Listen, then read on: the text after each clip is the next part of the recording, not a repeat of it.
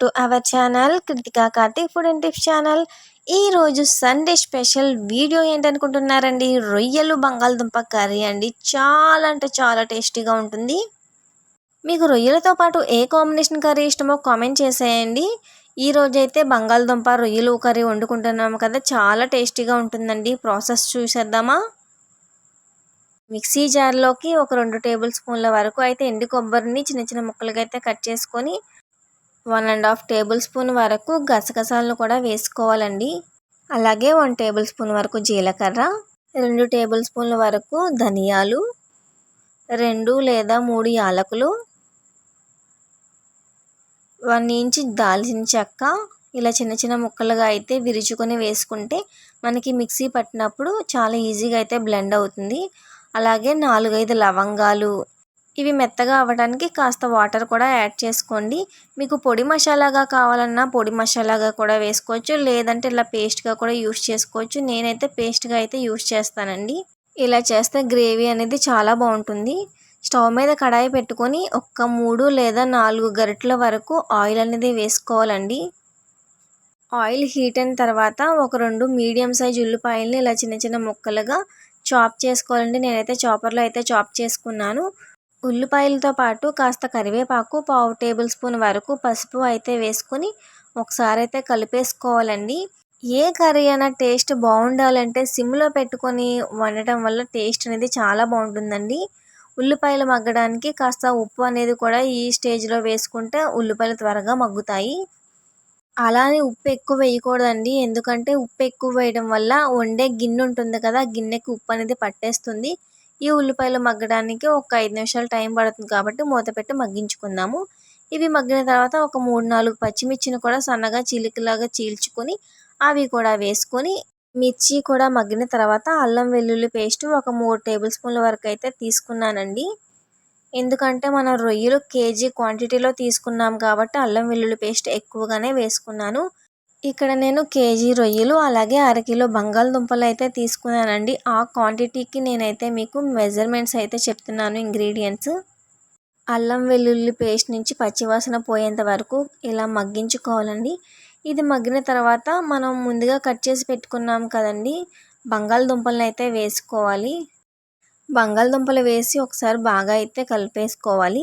ఇవి కలుపుకున్న తర్వాత మూత అయితే పెట్టేసుకొని ఒక 5-7 నిమిషాల పాటు మగ్గించుకోవాలండి.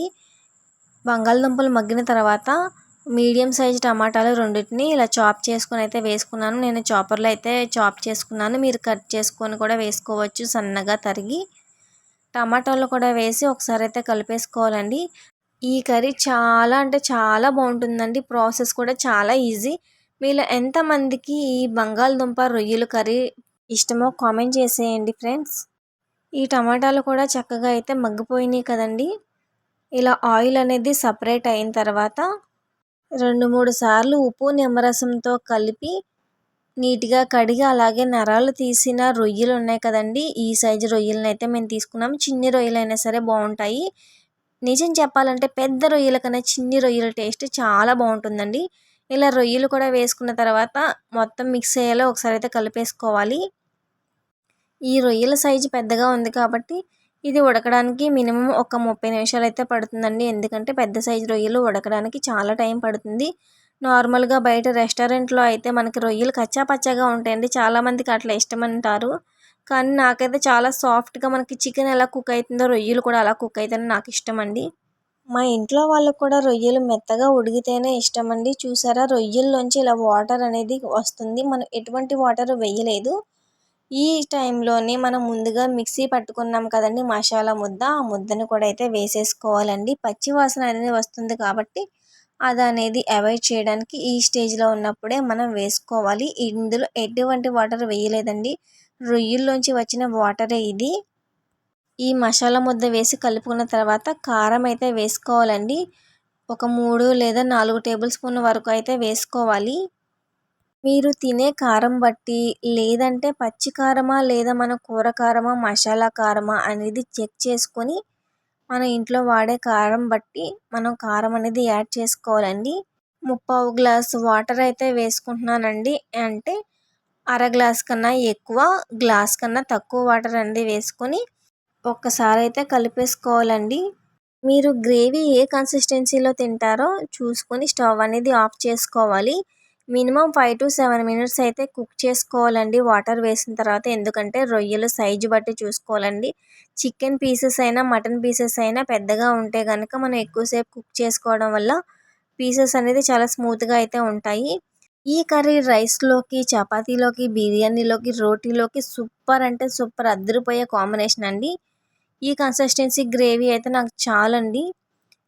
ఫైనల్గా సన్నగా తరిగిన కొత్తిమీరను కూడా అయితే వేసుకొని ఒక్క 2 నిమిషాలు ఉంచుకొని స్టవ్ ఆఫ్ చేసుకోవడం అండి. అంతే అండి, ఎంతో టేస్టీగా ఉండే రొయ్యలు బంగాళదుంప కర్రీ రెడీ. వీడియో నచ్చితే తప్పకుండా లైక్ చేయండి.